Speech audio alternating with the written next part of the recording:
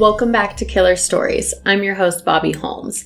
This week I have a story suggestion from listener Danny Henson. He wanted me to cover the case of Joe Metheny, also known as Tiny. It's a very ironic nickname. He was 6'1" and pretty overweight, about 450 pounds.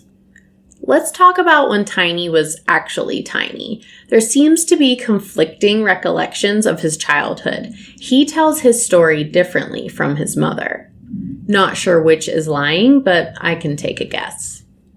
According to Joe, he and his 5 siblings were neglected by their parents. His father was an alcoholic and doesn't have much memory of him, mainly because he died in a car accident when Joe was just 6 years old. To keep the family afloat, his mother worked as a waitress, bartender, and food truck driver. I can see how a child might see that as neglect because she wasn't home. But it's not like she was out partying. She was trying to provide for her family as a single parent. His mother said she worked hard to make sure her kids never missed a meal. Joe claims that on multiple occasions he stayed with other families, almost like a foster family situation. But his mother said that never happened. According to her, Joe did really well in school and didn't show any signs of concerning behavior as a child. She also said, quote, "If he was neglected, it was his own fault. It was a pretty good home." I'm trying to read into what that could mean. Perhaps he distanced himself? In 1973, Joe turned 18 years old and joined the Army. And we have more conflicting stories here. His mother stated that Joe served in Germany. Joe claims to have served a tour in Vietnam. While he was there, he became addicted to heroin. During the time he claimed to be in Vietnam, America had ended their involvement there. So this fact alone makes me lean towards believing his mother and take Joe as a pathological liar. I just don't get why you would lie about that. Makes for a better war story. It might not have been in Vietnam, but somewhere along the line, Joe did get addicted to drugs. Once he was finished serving in the Army, he quickly became homeless. He slept under bridges and joined a group of homeless people residing in a tent city. He did have a job working as a forklift driver, but every penny went to Southern Comfort, heroin, and crack. According to Joe, he met a woman who also happened to be a crack addict, and they had a son together. It's difficult to understand the timeline of events. In his own confession, which I'm going to read for you here in a minute, it begins where he has a job as a truck driver and lives in an actual home. But every article I've read says that Joe was homeless and working as a forklift driver at a pallet factory. Maybe he had a second job. Maybe he called a forklift a truck. I don't know. In 1994, Joe killed his first victim, 39-year-old sex worker Kathy Magaziner. After having sex with Kathy, he began strangling her with his bare hands. She passed out and strangled her to death using an extension cord. He buried her body near the pallet factory where he worked. 6 months later, he dug her back up and removed her head to avoid identification. He put her head in a box and threw it away. But he made a mistake. Joe removed the skull but left the mandible, the lower part of the jaw that has, you guessed it, teeth. And dental records are the #1 source of identifying victims. Kathy, unfortunately, was not the only life Joe would claim. She was the first of many. I'm going to tell you Joe's story in his own words, pausing occasionally to discuss conflicting information. He does have a foul mouth, and everything I'm about to say is going to make your blood boil. Fair warning. It all started back in July of 1994. I was at work. I was a truck driver. I was working overtime this one night. Then I got off and went home as I always did. But when I opened the door and turned on the light, I noticed there was nothing there. My old lady had taken everything, including my son, and left me. Her leaving was not my problem, but she took my 6-year-old son with her. She was a crack addict and a worthless piece of shit. I would have paid her to get out of my life. All she had to do was take my son over to my mother's house and she could have had everything else and been gone. Pause. Funny thing is, he has barely even spoken to his mother since he left for the army at age 18. I found out about 6 months later she had moved on to the other side of town with some asshole that had her selling her ass for drugs. They got busted for drugs and they took my son away from them for child neglect and child abuse. I had no chance of going to social services and trying to get my son back due to my past criminal record. So I took it upon myself with the hatred I had for these two who lost my son to go looking for them. I had found out from someone that they was going under a bridge and getting high with some homeless motherfuckers who lived under that bridge. I went under there looking for them. They were not there, but the two homeless motherfuckers they got high with them were down there. They were passed out on some old stinking mattress, and that's where I left them, except for they were dead from being chopped up. Pause. My sources state that this altercation was actually between Joe and a rival homeless group. Joe lost his temper and killed the two men, Randall Brewer and Randy Piker, with an axe. In fact, a member of Joe's homeless group killed a rival that night as well. That same night, I lured the first crack whore down under that bridge. I got her high and was trying to get information out of her about my old lady's whereabouts. She acted like she didn't know, so I beat the hell out of her and raped her ass, then killed her. I put her in some bushes and went and lured the second bitch down there. I did the same to her as the last one, but as I was about to throw her in the bushes with the other one, I noticed an old black man down by the river fishing, looking back up at me. I grabbed a steel pipe that was lying by and ran down on him and laid his head wide open. So I put the two girls and him in the river and weighed them down with rocks. That was a very busy night for me. 5 murders within about 7 hours. I washed up in the river and cleaned up the crime scene as much as I could, then left. Pause. The 2 men he killed with an axe were the only bodies found. The 2 quote-unquote crack whores and the man fishing who were tied to rocks at the bottom of the river were not recovered. Personally, I think this might be pathological liar Joe speaking. 2.5 weeks later, I was arrested and charged with the murder of the 2 men I chopped up. I spent close to 18 months in the Baltimore City jail waiting to go to trial. The trial lasted 1 week, and it was thrown out of court because of lack of evidence. I was free again. I went back and talked my old boss into giving me my job back at the pallet company. There was a little trailer on the property, so I told my boss to let me stay there and I could keep an eye on the place. He agreed to this and gave me the keys to the front gate and the main building. The company was on a dead-end road and was very isolated. It was perfect for what I wanted to do. I lured 2 more crack whores up there to my trailer. I killed and butchered their bodies up. I cut the meat up and put it in some Tupperware bowls and put it in a freezer. I buried the remains in several shallow graves in a little woods behind the company. Over the next couple weeks on the weekends, I opened up a little open pit beef stand. I had real roast beef and pork sandwiches, and why not? They were very good. The human body tastes very similar to pork. If you mix it together, no one can tell the difference. Everything was going pretty good until I ran out of my special meat, so I lured another bitch up to my trailer. Oh yeah. Your human burgers are so popular you need to murder more people so you can keep business booming. Please. If this is even true, it's the fact that you get off on the dirty little secret. No other reason to keep it going.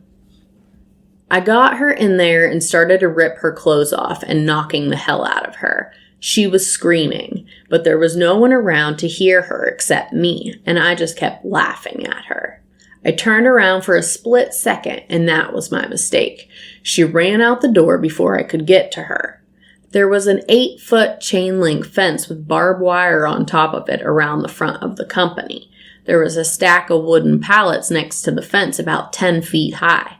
That bitch scaled those pallets like a monkey and jumped the fence and ran down to the main road where some guy in a pickup truck picked her up and took her to a nearby gas station where they called the cops. Well, I knew the cops were on the way, but I didn't run. I gathered up her clothing, grabbed the keys to the gate, and went out and opened it. Soon as I stepped out of the gate, a cop car pulled up, and the cop jumped out and pulled his gun on me and told me to get on the ground. And that's where it all came to an end. They took me down and booked me. She had told them that I was going to kill her like the rest, which was true. They had me sitting in a little room down at Homicide, drilling me and damn near kissing my ass, trying to find out what I had done. They pulled me out of city jail every day for 1 month, taking me back and forth between the company and the bridge. I had them going crazy over at the company, digging up the remains of those 2 bitches there. 'Cause I had their remains buried in 7 different holes. The only thing I feel bad about in any of this is I didn't get to murder the 2 motherfuckers I was really after. And that's my old lady and the bastard she got hooked up with. Honestly, I don't know what I can believe from his confession. I think Joe is a liar, and I don't put it past him to fabricate part of his story to make him go down in history. He later confessed to killing more women he picked up on Washington Boulevard. He claimed to have killed 10 people total. But evidence points to 2, or 4, depending on who you believe. Kathy Magaziner, Kimberly Spicer, Randall Brewer, and Randy Piker. The bodies of Kathy Magaziner and Kimberly Spicer were found buried in shallow graves at the pallet company. Kimberly is the one who supposedly made it into his roadside food stand. Randall Brewer and Randy Piker were left at the scene of the crime under the bridge. He was acquitted from their murder charges, but now admits he did indeed kill Randall and Randy. The woman he kidnapped and intended to use for his next round of special meat was named Rita Kemper. Rita testified in court describing her encounter with Joe in his trailer. In 1997, he was convicted of kidnapping and attempted rape of Rita. He was sentenced to 50 years in prison. 1 year later, he was convicted of the first-degree murder of Kathy Magaziner and sentenced to death. After hearing his final sentencing, Joe said, "The words 'I'm sorry' will never come out, for they would be a lie. I'm more than willing to give up my life for what I've done. To have God judge me and send me to hell for eternity." He was later charged with the murder of Kimberly Spicer, but for that, he only received life in prison. But does it matter? He's already on death row. In 2000, his death sentence was overturned. The only reason he received the death penalty was because it was classified as first-degree murder during a robbery. But the evidence shows that the motivation for the murder wasn't a robbery gone wrong. His sentence was reduced to life in prison. I'm just kind of confused why it matters. I think it's almost worse that it didn't have anything to do with a robbery. He had intentionally murdered someone in cold blood, not a hand over the money or I'll shoot situation. The silly part is what the prosecutors are defining as a robbery. He took her purse and clothes and buried those items in a separate location. So this robbery occurred after her death, and he didn't even keep her things. He buried them. I must agree with the jury who voted and revoked the death penalty. Do I think he deserves the death penalty? Probably, but as far as Maryland state law, it wasn't warranted. At one of his hearings, he openly spoke about why he killed. Joe said, quote, "A sense of power. I don't know. Vulnerable. I dreaded I got a rush out of it. Got a high out of it. Call it what you want. I had no real excuse other than I like to do it. I don't know how to describe it." Unquote. Joe was living out the rest of his life in the Western Correctional Institution in Cumberland, Maryland. At age 62, he was found dead in his jail cell. Every source says the death is under investigation, but in the same breath refer to him as morbidly obese. So I'm guessing that had something to do with it. It's unknown if Joe Metheny killed 2, 4, or 10, as he claimed.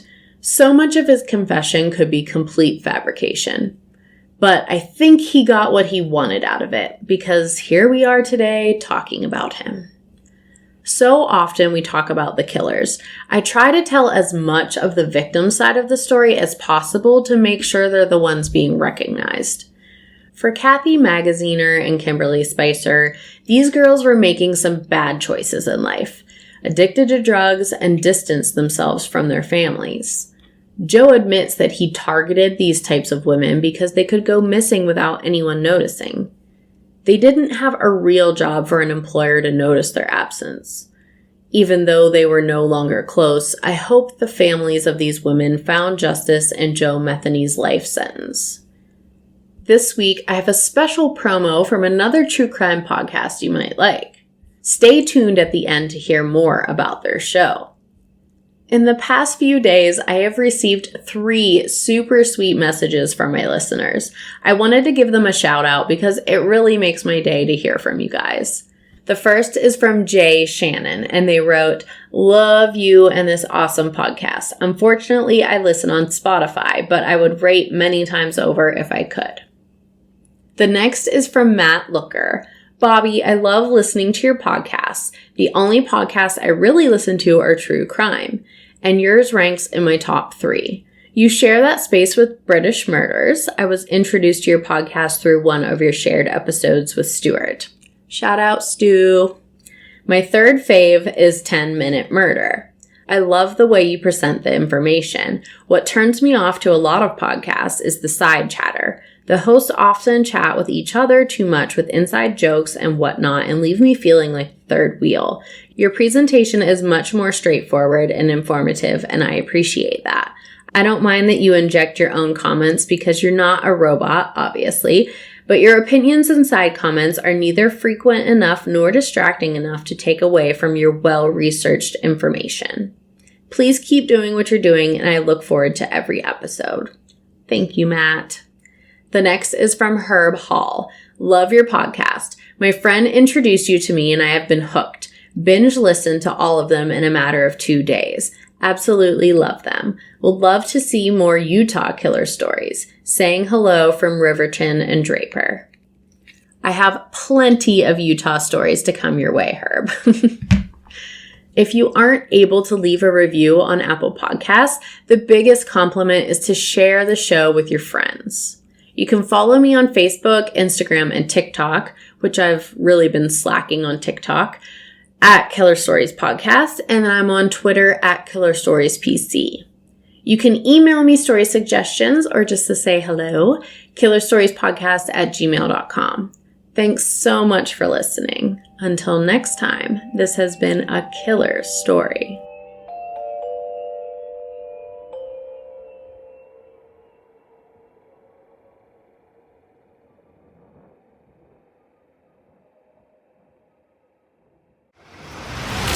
This podcast is brought to you by Military True Crime Addict, a podcast focusing on true life events of military personnel, veterans, and those associated with the military. Give a voice to the victims and hear their side of the story, raise awareness of the heinous crimes, and support those most impacted. Military True Crime Addict is available wherever you get your podcasts, and you don't need to know anything about the military to listen. Now, back to the show.